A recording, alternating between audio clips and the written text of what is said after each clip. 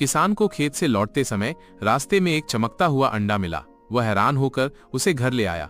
अगले दिन उस अंडे से एक सुनहरी मुर्गी निकली। धीरे धीरे वो मुर्गी बड़ी हुई और हर दिन एक सोने का अंडा देने लगी। किसान उन अंडों को बाजार में बेचकर अमीर बन गया।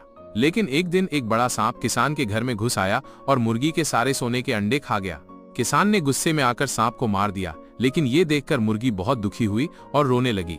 और फिर आवाज आती है, अगर कहानी अच्छी लगी हो तो लाइक और सब्सक्राइब जरूर करें।